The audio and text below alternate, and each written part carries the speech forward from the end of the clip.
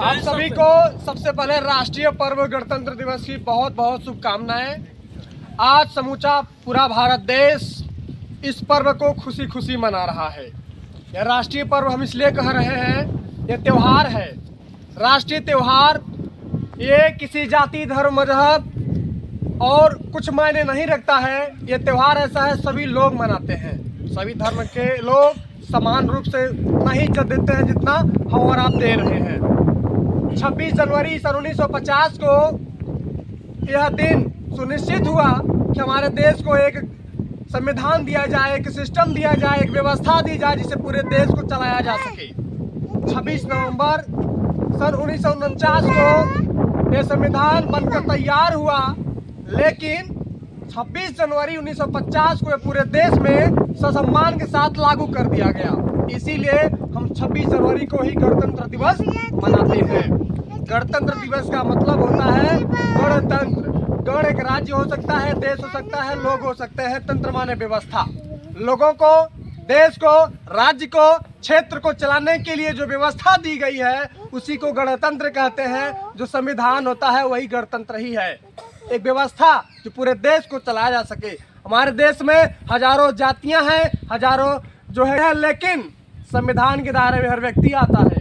जो अधिकार एक किसान को मिला है वही अधिकार एक सैनिक को प्राप्त है। जो अधिकार एक पत्रकार को मिला है वही अधिकार राष्ट्रपति को है। एक जो मौलिक अधिकार होता है सभी को होता है। बस यही होता है कि हम अपना जो कार्य करते हैं वो राष्ट्र के लिए करते हैं। सैनिक बॉर्डर पे खड़ा होकर हमारी सुरक्षा करता है, तो किसान खेत में फसल हुआ करके देश का पेट भरता है। पत्रकार देश की समस्या को उन जिम्मेदार लोगों तक पहुंचाता है जो इसके वास्तव में जिम्मेदार है। हमारे देश के जितने भी ऑफिस में काम करने वाले लोग हैं वे देश के ऋण हैं। हर एक व्यक्ति देश का ऋण है। हर व्यक्ति की अपनी अपनी जिम्मेदारियां हैं और राष्ट्र के निर्माण में अहम भूमिका निभा रहा है। तंत्र का मतलब व्यवस्था होता है और राष्ट्र तभी जीवित है जब हमारी संस्कृति, हमारी परंपराएं जीवित हैं। और हमारी संस्कृति, हमारी परंपराएं तभी जीवित हैं जब हम में, आप में अनुशासन होगा। और अनुशासन तभी होगा जब हम अपने देश, समाज, दुनिया को जानेंगे, समझेंगे, अच्छे से गलत सही का निर्णय स्वयं लेने की क्षमता रखेंगे, अपवादों को छोड़ करके। हर व्यक्ति के जीवन में गलत सही समझने का, लिखने का, पढ़ने का मौका आता है। बस यही है कि हम सकारात्मक सोच के साथ, सकारात्मक ऊर्जा के साथ आगे बढ़ते रहें। और आज हमें यह खुशी बहुत है कि हमारे गांव में इस तरह के कार्यक्रम शुरू हो रहे हैं। लोग आपसी मतभेद को भुला करके एक मंच पे आकर के, गांव के युवा, नवयुवा एक मंच पे आकर के एक नई दिशा में आगे बढ़ रहे हैं। ये हमारे गांव के लिए, हमारे क्षेत्र के लिए बहुत ही उम्दा, बहुत ही गर्व करने की बात होगी। उम्मीद करते हैं कि ऐसे कार्य चलता रहा तो आने वाली पीढ़ी हमारे गांव की तकदीर को बदलने में कोई कसर नहीं छोड़ेगी। अपनी बात को हम ज़्यादा लंबा न करते हुए कम शब्दों में अब विराम देंगे। बस अपने जितनी कम्युनिटी है उसे बनाए रखिए।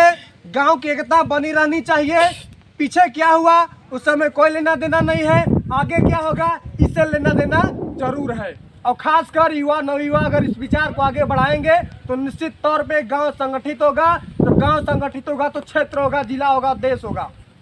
किसी महान पुरुष ने ही कहा है कि आप दुनिया में वो बदलाव लाना चाहते हो तो पहले खुद में लाइए। तो शुरुआत अपने से करनी होगी, शुरुआत अपने घर से करनी होगी और शुरुआत अपने गांव से करनी होगी। वो शुरुआत आप लोगों ने, हम लोगों ने शुरू कर दिया है। मैं आप सभी को गणतंत्र दिवस की ढेर सारी शुभकामनाएं व बहुत बहुत बधाई देता हूं। आज सबसे पहले जब मुझे पता चला कि आप सब झंडोत्तोलन का कार्यक्रम रख रहे हैं अपने गांव में, तो मुझे बहुत ही खुशी हुआ। मैंने बोला आप सभी से कि जो भी ज़रूरत होगा मैं देने के लिए हमेशा तैयार हूं। और तैयार रहना हमारा फ़र्ज भी है, क्योंकि सबसे पहले एक खुशी का यह मौका है कि हम आज इस मौके पर अपने गांव के लोगों के बीच में नहीं, ज़्यादातर हम ड्यूटी पे रहते हैं। तो और सबसे बड़ी बात है कि लगभग पिछले 3 सालों से सेना की भर्ती आई नहीं है। तो मैं आप सबको बता देना चाहता हूं कि काफ़ी लोग पेंशन गए हैं। आप लोग तैयारी जारी रखिए और जब भी भर्ती आएगी तो इस बार बहुत ज़्यादा सीटें होंगी क्योंकि काफ़ी सीटें खाली पड़ी हैं। तो आप लोग तैयारी करना ना छोड़ें, पूरे दमखम के साथ तैयारी करें और अपना ग्रुप बनाकर दौड़िए। ग्रुप बनाकर दौड़ेंगे तो निश्चित ही आप लोग एक अपने मंजिल की तरफ जाएंगे और अपने मुकाम को हासिल करने में आप लोग को और आसानी होगी। और सबसे पहले आप लोग अपने समय का पाबंद रखिए। अगर आप 5 बजे सुबह उठते हैं तो डेली 5 बजे उठिए, समय से ग्राउंड पर जाएं, मेहनत करिए, क्योंकि हम भी इस संघर्ष से झेले हुए हैं। दूसरी चीज़, गांव के लोगों पर ज़्यादा ध्यान मत दीजिए, समझ रहे हैं, क्योंकि हर लोग चाहते हैं कि बीच में कोई ना कोई बाधाएं उत्पन्न करें। तो आप लोग अपने लक्ष्य की तरफ देखें और अगर आपका मजबूत इरादा होगा तो निश्चित ही आप अपने मुकाम तक आसानी से पहुंचेंगे। अपने को मजबूत बनाएं, अपने समय के साथ निश्चित और निर्धारित समय पे पहुंचे और मैं आप सभी के उज्जवल भविष्य की कामना करता हूं। और आने वाले समय में, एक समय ऐसा था कि हमारे गांव में एक भी सरकारी जॉब नहीं था, शुरुआत हमने किया है और मैं भगवान से यही प्रार्थना करता हूं कि आने वाले समय में और आप लोग के हौसले को देखते हुए मुझे यह विश्वास है कि जल्द ही और सरकारी नौकरी हमारे गांव में आने वाली है। मैं प्रभु से यही प्रार्थना करता हूं। आप सभी के लिए मैं भगवान से यही प्रार्थना करता हूं और शुभकामनाएं करता हूं कि आपका उज्जवल भविष्य हो, अपने माँ बाप, अपने गांव, अपने ज़िले का नाम रोशन करें। जय हिंद, जय भारत।